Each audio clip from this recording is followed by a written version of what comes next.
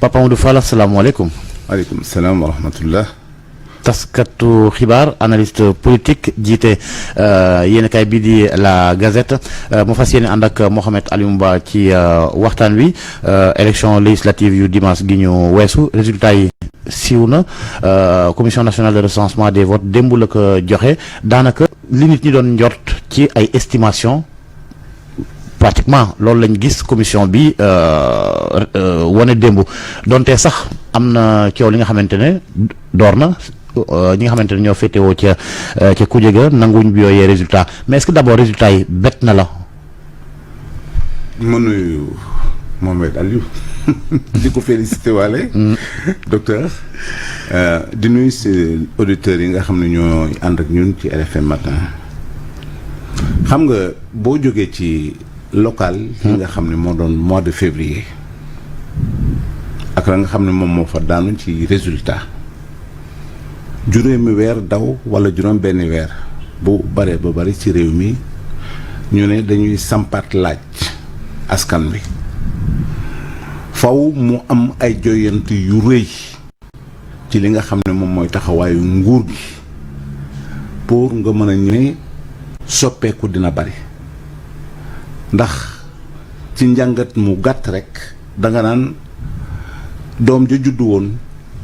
ci mois de février ki nga xam ne moom mooy nan la ñuy wax jumeau ci wolofati seexam ki nga xam ne moom mooy seexam moom moo ñëw ci li nga xam ne moom mooy législative yi te loolu warta bett kenn ndax askan wi li nga xam ne moom la doon laaj gisu ko ci wàllu li nga xam ne moom mooy ay coppite ndax dafa yombul dañoo xiif dañoo mar dañoo yàkkamti sunu jiwu sunu wér-gu-yaram te gis nga ci wàllu santé bi dafa bari ay scandale yoo xam ne ñëw na fi ci diggante li xew Thiès li xew Tivaouane ma gàttal Georges ndax waxtu yu bariwul bi ñu ne des na ñeent ñu dund presque loo nga xam ne mbënn la ci Sénégal inondation loolu day gën a jaxase xolu ñi nga xam ne ñoom ñooy nit ñi mbënn mi yàlla la waaye ñu bari dañuy daal di gis rek ni ndax am na ay seb-seb yoo xam ne daf ciy feeñ ci ñoom kat ne woon nañ dinañu liggéey nawet bi dikk na gis nañ li nga xam ne moom lañ ciy dund kon damay wax ni doom ji juddu woon ci mois de février moom moo judduwaat ci li nga xam ne mois de juillet kon coppite amul looloo tax ñu gis résultat yi nga xam ne moom la ñu gis ci gox Papa Amadou Fall ci wàllu lee nga gisoo coppite donc continuité la diggante local yi parce que gis nañ fa peut-être amorce bi foofu la et puis mu continuer ci législative yi mais est-ce que tey jii maa ngi doon waxtaan ak benn homme politique bi ma ne dans l'analyse aussi il faut ñu dugal ci le rôle aussi des politiques eux-mêmes au sein de Benno Bokk Yaakaar dañoo xeexante aussi ci investiture am na ñoo xamante ni d'accord uñ ci parce que loolu mun na expliquer ci yenn zone yoo xamante ni nu ñu perte alors que musuñu xalaat ni dañ fay perte est-ce que loolu d'accord nga ak li ñu mel. xam nga dafa am kuréel gu ñuy wax élan xaw ma ndax dégg ngeen comme. avec l'autre là comment il s'appelle encore le politique là. waaw ay maire la yoo nga xam ni. téeméer ak fanweeri maire ca départ ba la woon yoo xam ni président Macky Sall sax recevoir na leen yoo xam ni ñoom dañ ne woon daanu nañu te ñoom ñëpp bokkoon ci Benno Bokk Yaakaar ñu ni daanu nañu ci li nga xam ne moom mooy élection locale yi waaye du tere danañu continuer di jàppale ki nga xam ne moom mooy président Macky Sall bi leen président Macky Sall de recevoir yaakaar naa ni mat nañ téeméer ak ñeent fukk ci li nga xam ne ñoom ñoo demoon. ñu ne ko ñun dañuy continuer di la jàppale naqar am nañ ko lool ci li nga xam ne moom mooy local yi ndax bari na ci ñun ñoo xam ne xeexante ci biir Benno Bokk Yaakaar ñoo tax ñu ñàkk li nga xam ne moom mooy seeni maire waaye dañu leen la indil li nga xam ne moom mooy pas-pas ak taxawaay pour won la ni ci sa ginnaaw la ñu nekk ba léegi xam nga loolu da nga naan un point extrêmement positif la mais loolu nan lañ koy matérialiser ci li nga xam ne moom mooy terrain bi ndax jëf topp na li nga xam ne moom mooy wax loolu dafa jar jàngat man awma ci ñàngat fi mu toll nii parce que élection yi bëgg démb la donc ñooñu bu fekkee la ñu waxoon ne mandargal nañ ko ci seen taxawaay kon résultat yi dañu waroon a gis loo xam ne lu gën a taxaw la ci wàllu nga xam ne moom mooy nekk ndax dañuy dem fekki ay maires yoo xam ne dañ leen di soog a fal ñoom ñu soog a falu xaymawuma par mairie ci réew mi lan la ci benn Bokk Yaakaar gagné wala li nga xam ne moom la ci ñàkk ci wàllu nga xam ne moom mooy législative yi bu ñu agrégé loolu ci la gis-gis bi di gën a leer lan mooy taxawaayu li nga xam ne moom mooy maire yi parce que c'est important parce que commune par commune département la ñu jox li nga xam ne moom mooy ndombo yi waaye commune par commune également war nañoo mën a natt ku ci nekk la nga xam ne moom nga liggéey. Mais justement, parce que pour rejoindre Mohamed Alioune Ba, on voit même des communes qui ont été gagnées par Benno Bokk Yaakaar ci législative yi. dañoo Benno Bokk Yaakaar da ca perte. waaw par exemple le cas de Mbour, le cas de Louga. Kolda. waaw looloo tax ma ni. il faut mu am njàngat. parce que ñi riirandoo woon ne ñun dañuy bokk taxawaat bokk ànd jàppale ñi nga xam ne ñoom ñooñu daanoon xam nga baat boobu boo ko dégloo ci Sénégal yenn saa il faut sa nopp xajam waaw ñooñu daanoon waaye dinañ ñëw nekkaat seen ginnaaw pour ànd ak ñoom ndax matérialiser donc pour résumer man dinaa wax ne detteelu gi nga xam ne moom la Benno Bokk Yaakaar detteelu ci yenn gox yi xeex ba ñu doon bañ di ko dàq yaakaar naa ne xeex boobu dañ coo doxul ay jéego yu bari la wax ji bari na waaye jëf ja néew na ci wàllu taxawaay. Papa Madou Fall boo xoolee ci wàllu bilan boo xoolee ci campagne électorale bi ku nekk gis na quand même Mimi Touré moom moo nekkoon kon tête de liste en tout cas pour Benno Bokk Yaakaar moom moo nekkoon ci devant bi bi ñuy def campagne moom surtout bilan Macky Sall bi ci lañ leen doon campagne bilan matériel bi par exemple infrastructure yi lu président de la République def quand même bu fekkee ni tu es objectif xam nga ni il a fait beaucoup de choses ci wàllu liggéey loolu bilan matériel la mais qu'est-ce qui s'est passé pour que ce bilan matériel là visible loolu gis ñu ko pour mu contrebalancer peut-être le bilan immatériel bi ñu gis ci wàllu état de droit ak peut-être mal gouvernance wala yenn yi selon yow. xam nga loolu question bu intéressante la Macky Sall liggéey na ci réew mi kenn werante wu ko jëf na jëf joo nga xam ni daf ko def avec man osé naa ko wax avec beaucoup de passion. Absolument. avec beaucoup d'engagement bëgg na réew mi gëm na réew mi dama déglu benn jàngalekat bu mag mu ni Sénégal day dund lu ñuy wax le phénomène des cycles de 10 ans ci ñi ni ñuy yore réew Georges Déthié damay tënk foofu parce que faram-fàccee bi mënoon naa gën a yaatu mais dañ ne 1960 ba 1970 Léopold Sédar Senghor te nu mu toogewoon ci réew mi baaje nañ ko en 1968 avec les événements de mai ñu bari ne dafa waroon perte tam Abdou Diouf ñëw en 1970 doon son premier ministre mu am respiration démocratique ci réew mi 1978 Léopold Sédar Senghor ne nguur kenn du ko ñit jox leen yi ki nga xam ne moom mooy Abdou Diouf 1988 ci la Ablaye Wade yëkkati woon kàddoom ne du ma dox ci ay néew pour dem ca kon réew mi baajewaatoon nañ ko gouvernement wu Diouf chancelé waaye daanuwul muy deuxième cycle 10 ans yi ñu ñëw ci li nga xam ne moom mooy 1988 2000 damay wax 1980 2000 parce que en 1991 il y a l'entrisme ci la ñoom Ablaye Wade duggoon ci gouvernement bi. parce que réew mi dafa jaxasoo. contraint waaye obligé. contraint et obligé la ko def. dévaluation du franc CFA ñëw 1996 ñoom Ablaye Wade duggaat ci gouvernement bi génn ci en 1998 2000 mu am la première alternance le cycle de 10 ans mi ngi nii bu ñu génnee ci cycle 10 ans yi en 2007 Ablaye Wade bi mu yoree nguur gi. bi ñuy demee élection wu 2007 ñu bari jàppoon nañ ci réew mi ne Ablaye Wade day ñàkk nguur gi. premier tour mu gagné. Comment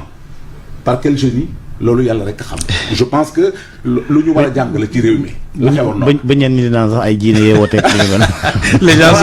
sont réveillés groggy hein. les gens mais tout le monde s'est réveillé groggy quasiment parce que dañ ne woon te luñ doon wax bàyyi leen góor gi mu yeggale. bàyyi leen góor gi mu yeggale. góor gaa ngi doon tabax c'est vrai mais nit ñi dañu suuroon comme ni ñu suuree woon Abdou Diouf en 2000 parce que tout simplement boo dégloo ki nga xam ne moom mooy l'ancien premier ministre Mamadou Loum. bi mu defee ay analyse li nga xam ne moom moo xew en 2000 je dirais quelques années plus tard après la chute de Diouf. da ngay dégg am Mamadou Lamine Loum ne la mais liggéey bi nga xam ne moom lañ doon liggéey di joyanti réew mi mënuñu comprendre li nga xam ne moom mooy sunu daanu en 2012 nga Macky Sall jël nguur gi ci bett boo nga xam ne dafa bett ñëpp nag. loolu ñëpp d'accord nañ ci parce que dañ ne bu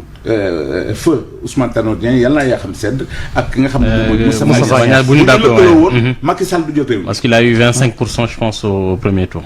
mais Macky Sall jël na réew mi nous sommes en 2010 moo tax damay gàttal rek. ci phénomène cyclique bi damay gàttal 10 ans kon ñu ne fi mu ne nii peu askan wi ñoom ñoo. c'est l'usure du pouvoir. c'est l'usure du pouvoir. D'accord. La fin de règne peut-être mais l'usure du pouvoir moom dafa taxaw alors que li Macky Sall réalisé ci réew mi alhamdulilah rabbil alamin booy xool sax projection yi nga xam ne ñu mënoo nekk dans le cadre du plan Sénégal émergent boo jëlee un segment comme bi nga xam ne moom mooy le PUDC. ay Puma li ñu réalisé et c'est là man damay taxaw ne résultats yi soo ko analyser finement. dans les zones rurales et les zones urbaines. le monde rural foofu la doole bennoo nekk. parce que des instruments comme le PUDC comme le Puma li nga xam ne moom lañ fa liggéey équité territoriale bi nga xam ne moom la Macky Sall di xëccu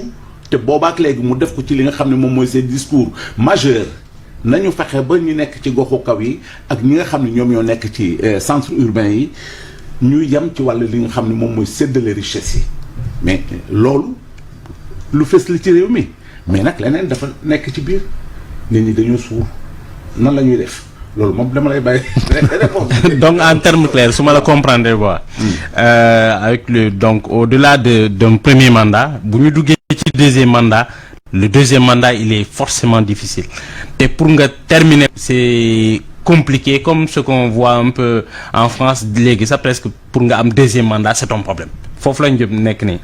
waaw mën nañ jàpp ne foofu la ñu nekk nii te dañu am une opposition du ma ko qualifier de machiavélique mais dinaa wax ni xam nañu fa ñuy du baaraam pour mu metti parce que ci su xam nga dégguloo dara loo xam ne dafa jëm ci lu programmatique. y a pas de programme à part waa aar yu nga xamante ne. voilà ils avaient un programme mais gis nga ni ñu demee ci. même buntu bi a un très bon programme. le professeur Mbow a un bon programme mais dégguñu leen n'ont pas été audibles. dégguñu leen. parce que nag élection législative doole la da ngay am jumtuwaay yu mat. pour nga mën leen a dégg mais ñooñu dañu nekkoon ci opposition pacifique moom laay wax duñu tàgg duñu xuloo duñu xeex parce que réew mi dafa am loo xam ni daf leen ko jaral bëgguñu ëllëg kenn taqal leen ci loo xam ne ay kàddu yu ñaaw la mais askan wi bëgguñu loolu na ma yàlla bal dégguñu loolu li ñuy dégg mooy xët-xët ji fitna ji coow li et cetera et cetera te loolu troisième mandat ak troisième mandat te loolu ñi nga xam ne tey ñoom ñoo topp ci Benno Bokk Yaakaar muy ñoom Sonko ak ñi nga xam ne ñoom la ñu àndal la violence de leur discours kenn mënu ko weddi waaw dañuy même angoissé d'une certaine manière ñi nga xam ne moom mooy les populations mais seen discours jàll na parce que xam nañ ni Sénégal dafa am foo nga xam ne foofu la toll te nag les instruments de langage ou les éléments de langage en politique dañ ne na nga ko utiliser pour mu jariñ la li mu la gën a jariñe rek nga am li nga xam ne moom mooy ay xob moom moo la importé. léegi l'avenir de cette coalition c'est quoi parce que foofu lañ jëm nii à l'Assemblée nationale l'avenir de cette coalition. foofu nag moom intercoalition bi. foofu nag xam nga déjà boo jëlee Georges Mamadou Aliou boo jëlee li nga xam ne moom mooy intercoalition bi nga génne ki nga xam ne moom mooy sëñ Mansour Sy Djamil déjà moom dem na nga génne ki nga xam ne moom mooy Moussa Diop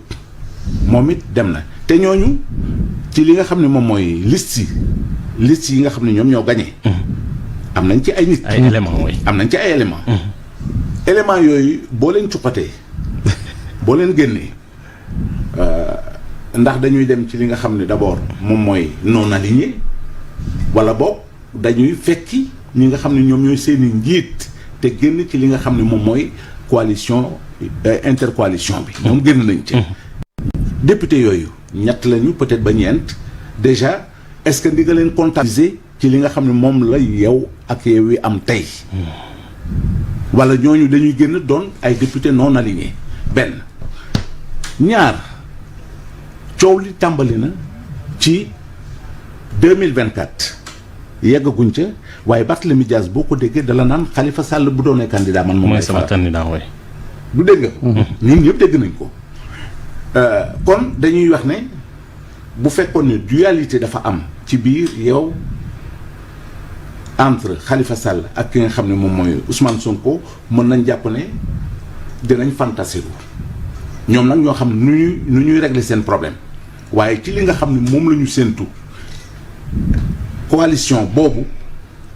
dina toj bu tojee nan lay tojee kan moo cay am li nga xam ne moom mooy avantage parce que bu tojee rek xeex yi day daal di commencer feeñ. Et le PDS dans tout cela. absolument. bu Abdoulaye Wade ay ata ngi nii wala ata genn wala jëm ñaari at ñuy wax la recomposition de la famille libérale. xam nga loolu yàgg nañ ko wax. ndax lii day doon prémisse. au-delà de prémisse ouverture au-delà de prémisse ouverture pour que ñoom ñu ne gis nga damay fàttali parce que mi ngi ci archive yi en 2004 à Mbacké le PDS dafa organiser meeting bu mag à Mbacké Macky Sall premier ministre jël fa kaddu ne les libéraux vont régner 50 ans dans ce pays li may wax mi ngi ci archive yi parce que man à l'époque maa jiite rajo Sud FM. Abdoulaye Wade même l'avait dit je pense. waaw son souhait. à l'époque man maa jiite rajo Sud FM Diourbel man maa couvrir li nga xam ne moom mooy meeting ba kaddu Macky Sall yooyu dafa mel ni mandarga mu ñu bind ci li nga xam ne moom mooy suma yaram bi les libéraux dinañ jiite 50 ans réew mi ñu mën a jàpp ne fii réew mi tollu tey ci wàllu bi nga xam ne moom mooy wàllu ñagas-ñagas Benno Bokk Yaakaar am 82 députés. ñoom ñu am 20 wala 24. 24 ñu am 24. xel mën naa jàpp ne war nañoo mën a daje ci wàllu liggéey avec beaucoup d'enjeux nag ci ginnaaw. et des risques aussi. beaucoup d'enjeux et de risques parce que góor gi ku nekk xam na ne moom lenn rek la bëgg nañu fal doomam nañu bàyyi doomam nañu indi doomam. ñu amnistier ko d'abord. ñu amnistier ko waaw mooy bàyyi bi ñu amnistier ko mu dellu si góor gi ku nekk xam na ne loolu moom moo nekk ci boppam ndax Macky Sall dina ko nangul yaakaar naa ne loolu ci premier enjeu yi bu fekkee reconstruction en retrouvailles famille libérale bi day am loolu dinañ ko nekk ci li nga xam ne moom mooy loolu mais leneen li mooy comme on dit les partis n'ont pas d'état d'âme loolu De Gaulle moo ko waxoon ñu paraphraser ko waaw c'est De Gaulle qui l'avait dit en 1963 les états n'ont pas d'état d'âme loolu dégg nañ ko kon tey fii ñu toll Macky Sall par rapport ak intérêt bi nga xam ne moom la am pour gën a consolider li nga xam ne moom mooy taxawaayam ni mu yore réew mi mu tàllal loxo ñi nga xam ne ñoom moom ci njaboot gi mu bokk. yaakaar naa ne Macky Sall le troisième mandat il doit se déterminer tout de suite. En tout cas il y a une réponse forte des citoyens. jërëjëf très forte des citoyens ci wàllu bi nga xam ne moom mooy ndax day dem troisième mandat wala du dem troisième mandat xam nga foofu man ci gàttal rek dafa compliqué boo nga xam ni man damay wax ni damay xaar ba dégg Macky Sall waxaat parce que la ma waxoon réew mi moom Sénégal mooy tëj naa li nga xam ne moom mooy constitution bi du ma am troisième mandat. jërëjëf Papa Amadou Fall taskatu xibaar analyste politique yéen kay bi di la Gazette jërëjëf Mohamed Alimou Ba di nuyu Fatou Dieng ak ñamu àndal ca TFM ñu yendoog jàmm. Georges Déthié Diop maa ngi lay fay nuyoo di nuyuwaat encore une fois suñu naataango yi nekk rajo Futur Média waa équipe RFM matin rawatina nga àndoon ak Mouhamed Ali Mouba docteur Mouhamed Ali Mouba ngeen doon dalal doyen Papa Amadou Fall taskatu xibaar la nekk itam analyste politique jiite coalition bi jiite directeur de publication La Gazette ñu ngi leen di jaajëfal bu baax a baax. l'écran bi laa doon naan di meew bee desoon ci ndékki waale di waxaale du sama yoon nekkul ñu teg ma ci antenne bi may expliquer yooyu yëpp da ciy am neex na torop saf na meew. c'est le moment de remercier l'écran moo ñuy gunge ci Info Matin di ko jaajëfal bu baax a baax di leen jaajëfal yéen tamit sunu téléspectateurs yi moo xam ñu àndoon ak ñu 6h30 wala ñu dab Chérif il laisse personne travailler nee na daf may liyaar benn bré bu war a jàll ma dugal ko ci mais daf ma koy liyaar nii ci sànq loo ko wax nga ne ko dinañ ko teg ci saret di wane le langage des signes. yegg si leen ak jàmm ci ñaareelu pàcc Info Matin